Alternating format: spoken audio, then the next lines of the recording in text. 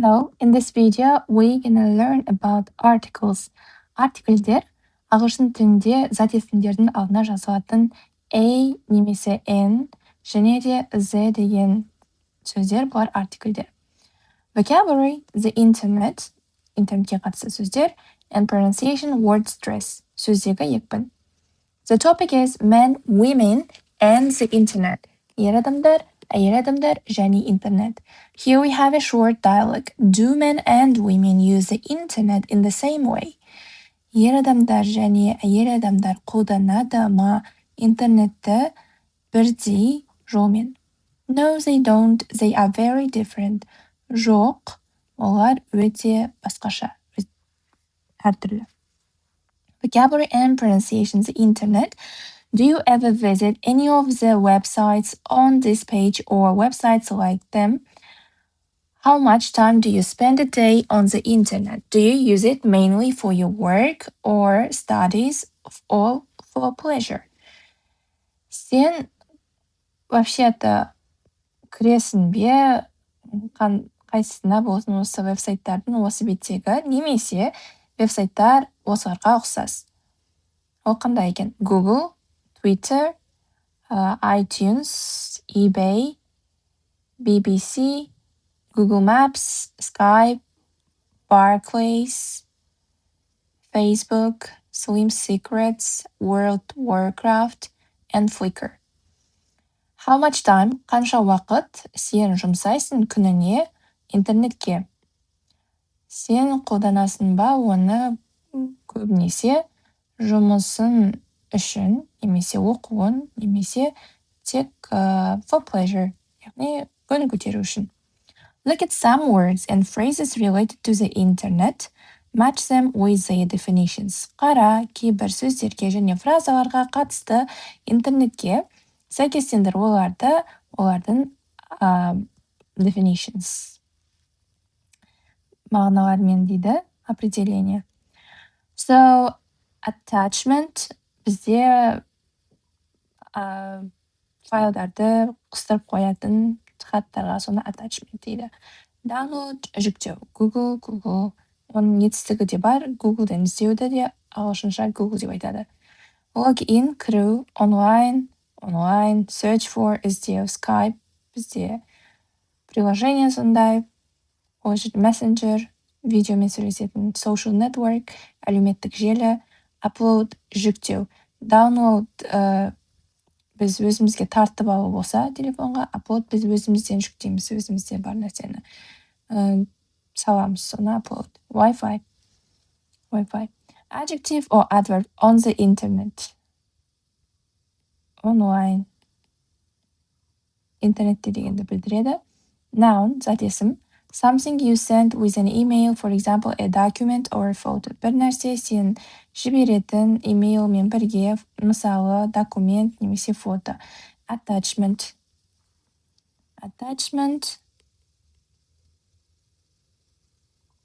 Прикрепление. Verb, етістік. To move something from your computer to an internet site, for example, photos. Қозғау бір нәрсені компьютерінен интернетке, интернет сайтына, мысалы, фотоларды. Upload. Жүктеу. Verb, to move something from an internet site to your computer, for example, music, films, етістік. Қозғау бір нәрсені интернет сайтынан компьютеріне, мысалы, музыка, фильмдер, download, яғни жүктеу. Verb, to type words into the search engine Google to find information about somebody or something. Етістік, теру сөздерді іздеу деген поиск бөліміне және Google'дың табу үшін информация жөнінде біреу немесе бір нәрсе. Somebody or something. Well, maybe Google or search for. I'm not sure yet. Let me put both. Verb, to make a telephone call over the internet. Етістік, жасау, телефон қоңырау, интернет арқылы. Well, I think it's Skype. Хотя көрейік. Verb, to type your username, usually your name or email address, and a password to begin using a computer or a website.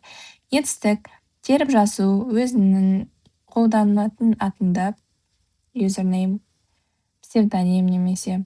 Әдетте сенің есімін немесе email адресін. Және пароль, бастауға қолдануды компьютер немесе веб-сайтты. Логин, яғни кіру.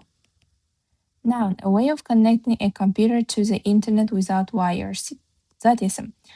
Тәсіл немесе жол, байланыстырудың компьютерді интернетке, wires деген бізде провода. Проводасыз, ол бізде Wi-Fi. Noun, a website that people use to communicate, for example, Facebook, Twitter, etc. Зат есім, веб-сайт, адамдар қолданатын байланысу үшін, to communicate, коммуникация үшін. Facebook, Twitter, тағы басқа секілді. It is a social network,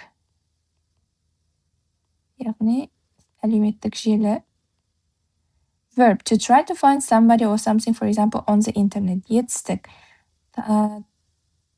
тырысу немесе байқау, табуды, біреуді немесе бір нәрсені, мысалы, интернетте search for, іздеу.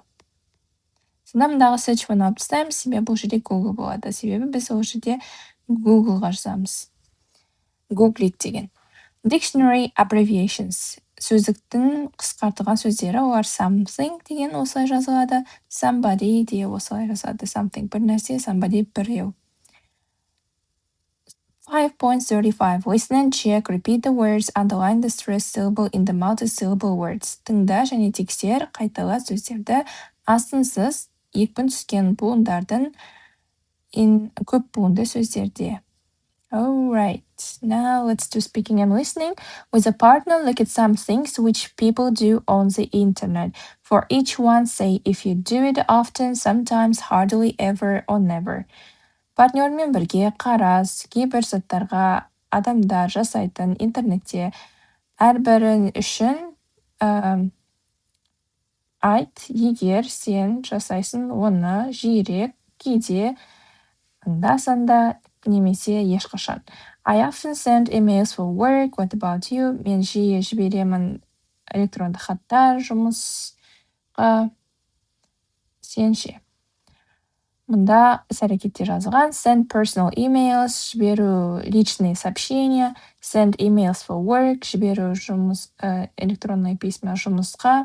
Read the news, оқу жаңалықтарды. Buy things on shopping websites, сатып алу заттарды. Shopping websites, бізде дүкен веб-сайттарынан. Buy things on eBay or a similar site, сатып алу заттарды eBay-ден немесе ұқсас сайттан. eBay бізде онлайн магазин. Get sports information, алу спортта информациясын, спортқа қатысты. Visit websites about health and medicine, кіру, посетить веб-сайттарды about жөнінде health, денсаулық және медицина. Use social networks, қолдану әлеуметтік желілерді. Play games, ойнау ойындар. Download music, жүктеу музыкаларды, яғни музыка тартып алу. Visit forums about diet or looking after children. Кіру форумдарға жөнінде диета немесе қарау балаларға. Диета немесе балаларға қарау жөніндегі форумдарға кіру.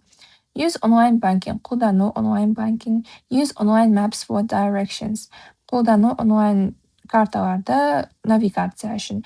Book tickets and hotels online, забронировать билеттер және отельдерді онлайн. Now go through the list again and write M if you think men do them more than women, W if you think women do them more than men, and ND if you think there is no difference. Енді қайтадан жүріп шық листі тағы да. Және жаз М деп, егер сен ойласан, ер адамдар жасайды оларды көбірек, чем әйелдерге. W, егер сен ойласан, әйелдер жасайды оларды көбірек қарағанда ерлерге. Және ND, егер сен ойласан, ол жерде ешқандай артықшылық жоқ, айырмашылық жоқ деп. Okay. 5.36. Listen to an interview with a UK marketing expert about how men and women use the internet. Check your answers. Тыңда интервьюді UK маркетинг экспертімен болған интервьюді жөнінде қалай ер адамдар және әйел адамдар қолданады интернетті. Тексер жауаптарыңды, мұндағы жауаптарды. Do you think the situation is the same in your country? Сен ойлайсың ба, ситуация бірдей деп сенің елінде?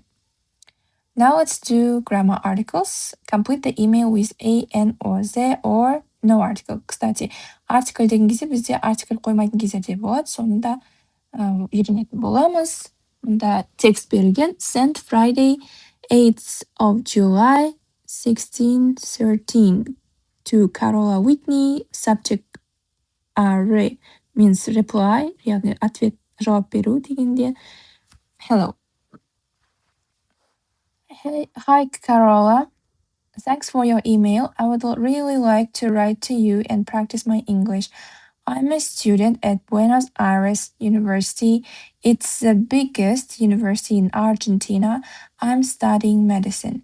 I live in Buenos Aires with my grandmother, my mother's mother, because my family live in a small town quite far away, but I go home at the weekend. I love listening to classical music, and last week I went to an amazing concert at Opera House here. Okay. Now let me translate and explain. Сәлем, Карола, рахмет хатын үшін. Мен шынында қалар едім жазуды саған және практика жасауды мен ағылшынымда. Мен студентпін Буэнос Айрес университетінде. Бұл жерде студент бір ғана зат есім жекеше түрде тұр, және де саналады. Students деп көптік түрде айтуға болады. Бұл жерде жекеше түрде тұр, сондықтан алдына дегенді қоя аламыз. Бұл деген мен студентпін. Қарапайым ғана жай көп студенттердің бірімін. Студент, иә. Сондықтан жалпы деген артикль бізде бір деген мағынаны білдіреді. Бұл нақты емес болған кезде біздің затымыз қолданылады. It's the biggest university in Argentina. Ол ең үлкен. Күшейтпелі шырайлы сінесіндермен біз деген артикльді қолданамыз алдарына. Ол Аргентинадағы ең үлкен университет. I'm studying medicine. Мұнда медицина деген бізде жалпы білім саласы болғандықтан оған алдына зе қойылмады. Мен медицинаны оқып жатырмын. I live in Buenos Aires with my grandmother. Әжеймен тұрамын Буэнос Айресте. Мен анамның анасы. Және де біз осындай жіктік сын есімдердің алдына менің сенің деген қоймаймыз артикльдер. Because my family live in a small town quite far away. Себебі менің отбасым тұрады кішкентай қалашықта, айтарлықтай ұзақ жерде. Мұнда да town деген бізде зат есім саналады, towns деп көптік түрде айта аламыз. Және жекеше түрде тұр. Сондай-ақ бұл бізге нақты қай қалашық екенін айтырған жоқ. Көп қалашықтардың бірі. Кішкентай қалашықта тұрады. Қандай қалашық сен білмейсің, бірақ әйтеуір қалашық. Оны сондықтан да біз бұл indefinite деп атаймыз. Сонда a мен n-ді. Яғни олар нақты емес, немесе бізде definite бар. Definite деген бізде белгілі, анау белгісіз деген сөз. Яғни белгісіз бізде town. I go home, бізде тұрақты тіркестер бар. Go home бізде всегда артикльсіз айтылады. It's a weekend, бұл да тұрақты тіркес. I love listening to classical music, жалпы музыка. Ол music деп көптік түрде айтпаймыз. Көптік түрде айта алмаған кезде біз and қолданбаймыз, себебі ол бізде бір деген сөзді білдіреді деп айттық, иә. Бір деп санай алмасақ, демек оны қолданбаймыз. And last week бізде уақытқа last және previous деген екі сөз бар. Previous деген алдыңғы деген сөз previous. Және next деген бар, келесі. Last деген де ішіне кіріп кетеді, өткен. Солардың алдына біз дені қоймаймыз, егер де одан кейінгі сөз уақыт болса. Уақытты білдіретін. Week это бұл уақыт, келесі өткен аптада деп I went to an amazing concert. Concerts деп көп тілдерде айта аламыз. Жекеше түрде тұр, демек and қолданыла алады, және қараймыз, ол белгілі ма, нақты ма. Яғни мен айттым, мен концертке бардым, бірақ сен именно қандай концерт екенін білмейсің. Көп концерттердің біреуі, сондықтан да алдына and деп қоямыз, белгілісіздік артиклін. At the opera house here. Мұнда енді мен нақты opera house деген алдына Z қоюға болар еді. Себебі бұл сол қаладағы жалғыз opera house. Бір жердегі жалғыз ғимараттардың алдына біз Z'ні қоямыз негізінде. Сондықтан қоюға да болады, қоймаса да болады, егер де оның атауы ғана біз айтып тұрмыз. Яғни ол жалғыз жер емес. Сол себепті. Okay, now let's go to page 144 to practice and learn about articles more. Articles A or N. So here are the examples. What's this? Мынау не? It is a photo of my daughter. Ол фото, менің қызымның фотосы. What do they do? Олар не істейді? Немен айналысады деген сұрақ. Doмен. Jim's a doctor. Jim дәрігер. Sally's an engineer. Sally engineer. How often do they have classes? Қаншалықты жиі оларда бар сынып. Яғни қаншалықты жиі олар сабақ өтеді. 3 times a week. 3 рет аптасына. Мұнда енді ереже. We use A or N to say what something is or what job people do. Айту үшін не бір нәрсе екендігін, немесе қандай жұмыс адамдар жасайтындығын. Мұнда айтылған бұл не деген кезде, бұл фото деп айттық. Немесе ол кім болып істейді, ол мынандай деген кезде. In expressions of frequency. Выраженияларда, тіркестерде frequency жиілікті білдіретін. Аптасына 2 рет, мысалға a week деп айтамыз, иә. Күніне a day, айына a month деп кете береді. Енді the. We use the. Біз қолданамыз зені. Here are the examples. Can you close the window, please?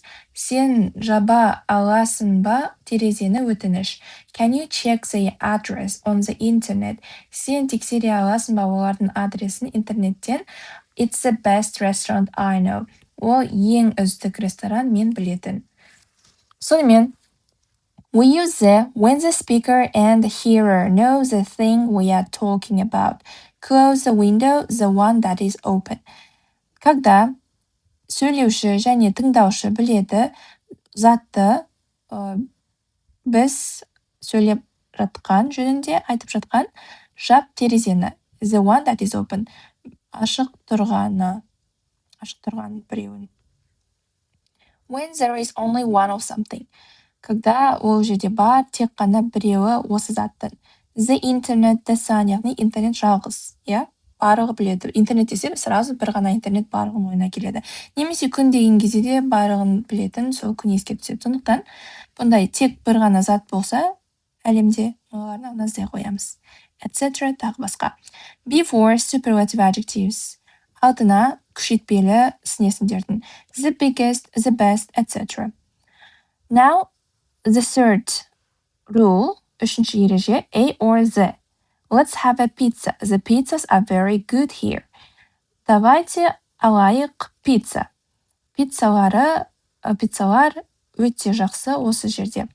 We often use a the first time we mention a person or thing, and then the next time because it is now clear who or what we are talking about. Біз жиі қолданамыз ені бірінші кезде біз еске алған адамды немесе затты, және кейін зені қолданамыз келесі уақытта, себебі ол қазір анық кім немесе не біз айтып жатқандығымыз жөнінде.